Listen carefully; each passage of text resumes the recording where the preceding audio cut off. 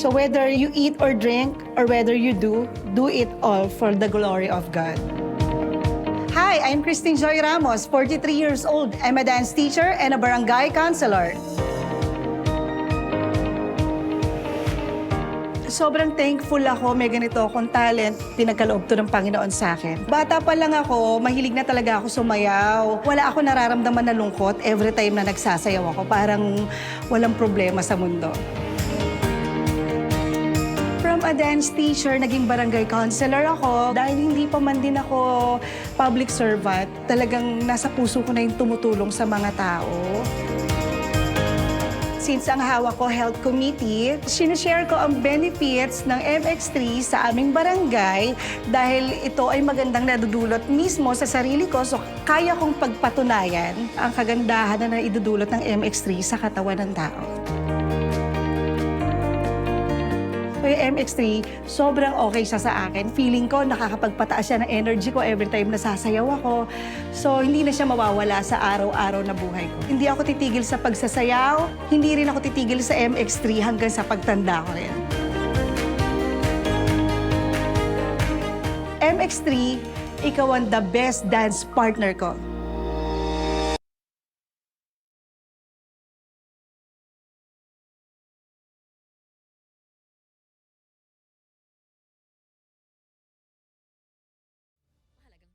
Ang MX3 capsule ay hindi gamot at hindi dapat gamiting panggamot sa anumang uri ng sakit. Huwag mo sabihin radyo. Huwag mo sabihin radyo. Sabihin mo. Sabihin mo. Energy. Energy. Cheers, Miss Dabaglita! With Tita Cora and Kapitana Sisa. Same, pero iba!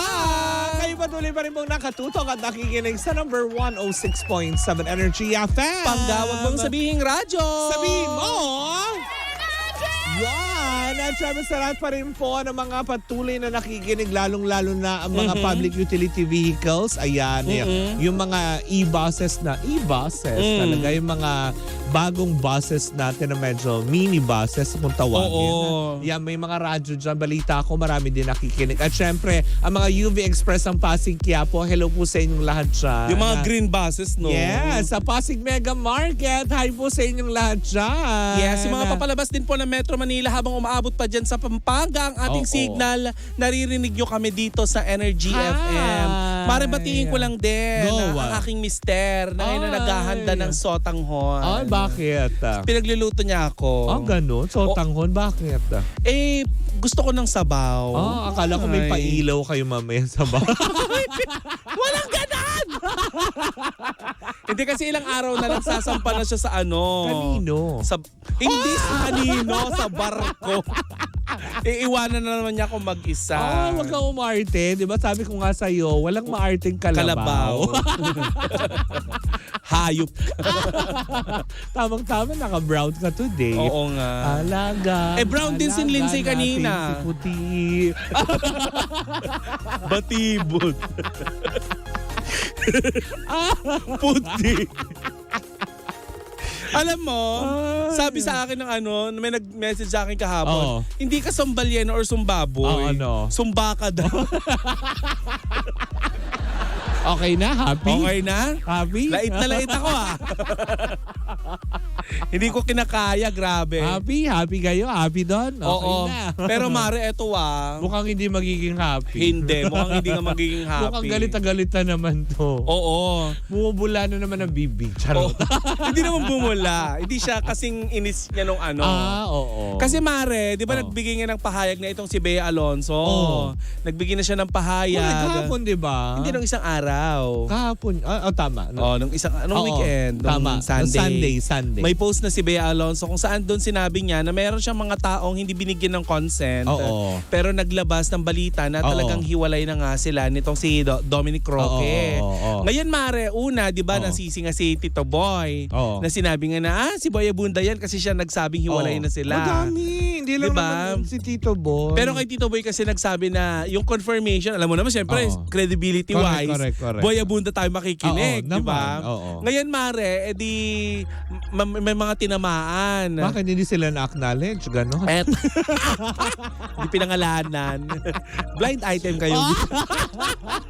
So, tanilig nyo yan, di ba? Oo. Di blind item din kayo. O di pangalanan na lang natin sila, Oo. ano na lang. Ayoko na. Oo. Ako na lang tawagin yung Ursula. Ursula. Oo. Di ba si Ursula may dalawang il, ganon. Hoy, wala akong il. Ako na lang din. Di ba ganda, ganon. Ayoko na. Itago natin sa pangalang Ursula. Oo. Hindi. Tapos, ano ka ba? Tapos, eto na nga, may chika. Kahapon, may chika itong si Nanay Christy. Tungkol nga dun sa pahayag nitong si Bea Alonso. Na ano na naman? Na-chika nga ni Nanay Christy na bakit yung sisisihin yung mga Sino? press, yung mga Oh. vlogger na Oh. ano. Kasi nga, parang napakialaman kasi yung privacy nila. Teka, Bea daw, sandali, di umano. Mare, Oh. puputulin kita dyan. Oh. Diba? Parang wala namang binanggit si Bea, Na diba? pangalan. Diba, blind item nga yung pagkakasabi niya. There are some. Oo. Diba? Some. Not all. Some. Alam mo naman, Mare, dito sa usaping hiwalayan Oo. ni Bea Alonso. Guilty at saka na naman siya. Hindi lang sa guilty, Mare. Kasi syempre, Mare, posibleng Oo. hindi siya mabanggit dahil nga siya ang naglabas ng balita, di ba? Na merong politiko. Oo. Si Nay Christian nagbanggit ng mga politiko, which is sa kanilang inilabas ngang balita Oo. kahapon, Oo. pinangalanan niya yung mga hula-hula na mga ng mga netizen Oo. na nanonood at nakikinig sa kanila. Oo. Isa na dun sa mga nabanggit Oo. at ikino-comment daw Oo. ay si Senator Bongo. Ha? Oo. Talaga ba? Oo daw. Oh? Senator Bongo daw, isa Ang sa dami mga naman nilang hula. idinawit. Oh. Eto pa, si Harry Roque. Ay, nakakaloka. Oo. Parang imposible naman yun kasi nakita kami last Friday. Sino? Si Harry Roque. Nakita Talaga? ko siya dun sa temple, dun sa May Times. Oh. Diyan sa May Quezon City. Oh, nung si- Chinese New Year. Si Bong Suntay. Oh, Si Bong Suntay siya may-ari ng taga Clean QC Fuel. yun?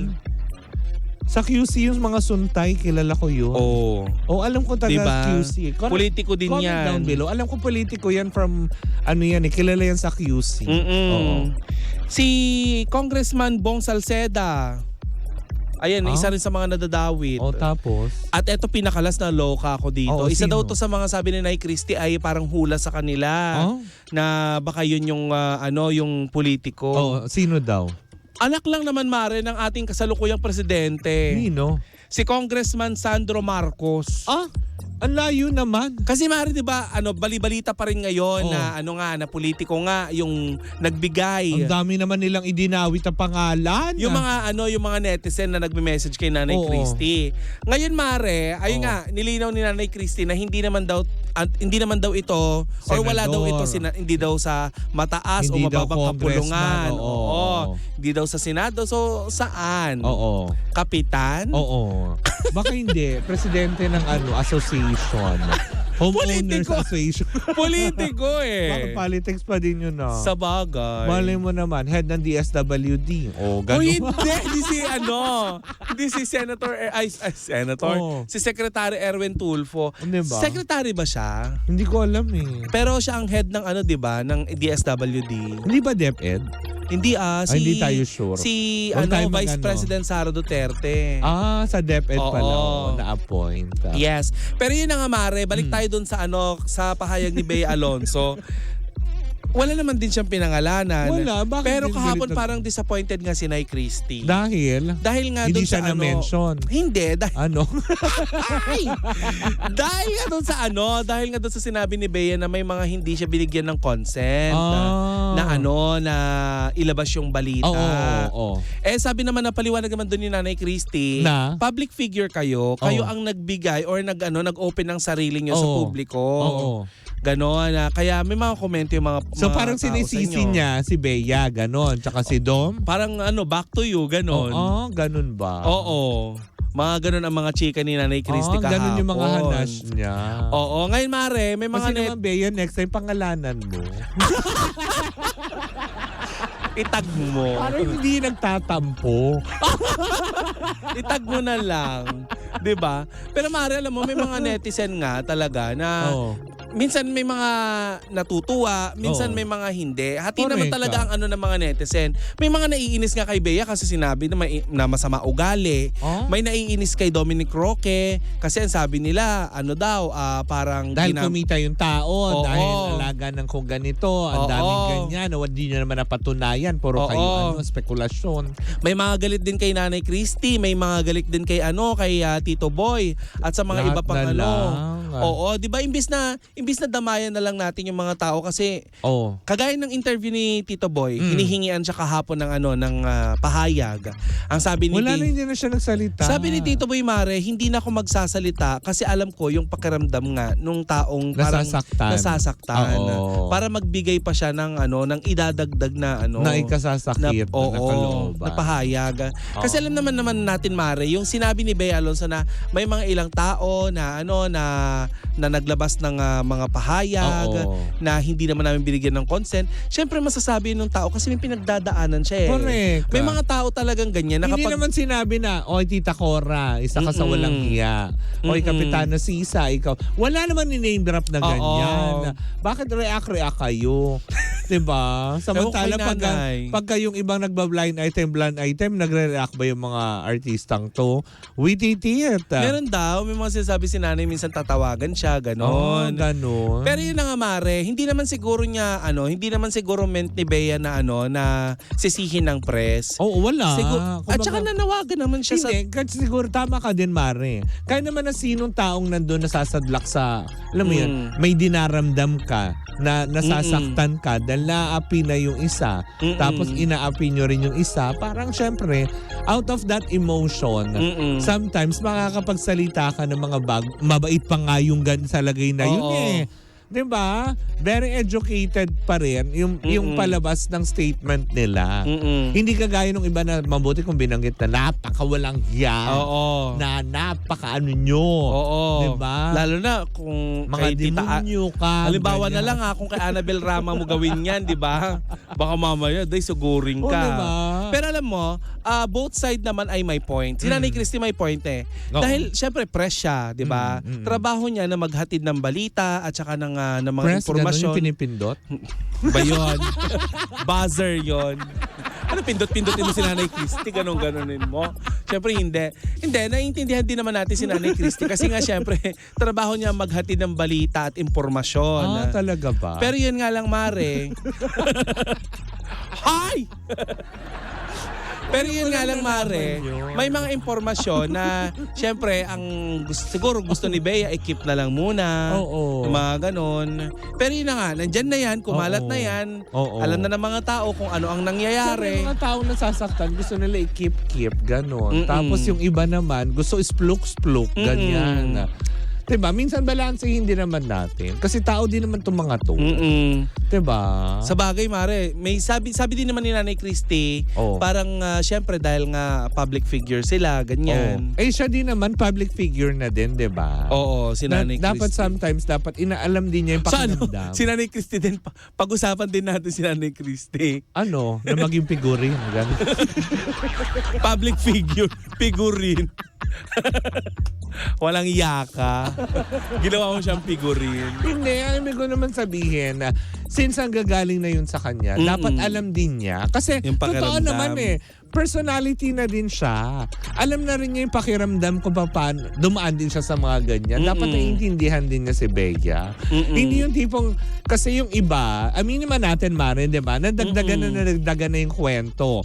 Tapos ang dami nang na-name drop na mga pangalan na wala namang kinalaman dun sa usapin. Lalo na si Sian Gasa. Ang dami Diba? niyang add-ons, di ba? Ang dami din niya. Pero wala naman na din, alam mo yun, sino ba, sabi nga ng ibang mga netizens, Baseless. Sino bang maniniwala sa kanya? Eh, nagtatago nga siya. Correct. Diba? Yung mga ganong aspeto.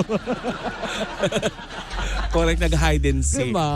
But anyway, Sinusunod sana, lang niya yung kanta ni Moira. ano, Yung tago-taguan. maliwanag. Ang buwan. Yun ba yun? Hindi. Tago-taguan, mali. Huy, parang na mali nga. Comment below nga sa ating mga team Taguan sa liwanag ng buwan. Pagbilang kong Tatlo, Hoy, hindi kinanta. mahuhuli na kayo. Oy, ibang kanta yata yun. But anyway, Mare, alam mo sana magkaayos. Kung sakali man magkaroon ng malay mo nagtampo lang naman si Nanay Christy. Kung nagtatampo man siya, sana may maging okay sila kasi 'di ba nitong mga nakarang araw pinagtatanggol ni Nanay Christy si Bea Alonzo. Oo. Kumbaga parang, Ayan. syempre siguro sa aspeto na yon, hindi lang nagkaintindihan. It's a big misunderstanding, miscommunication. Oo. Diba? Na sa isa't isa. Kasi siguro sa part ni Bea, since malalapit din siya sa ilang mga press, sa media, she could have, alam mo yon, tell na lang na tipong, oy ganito kami pero keep quiet. Quiet na lang natin. Nako may nagbabadyang magbibigay ng payo kay Bea Alonzo. Bukas pag-uusapan natin Oh, sino yan. to? Basta. Si Attorney Presida Acosta ba yan? Hindi.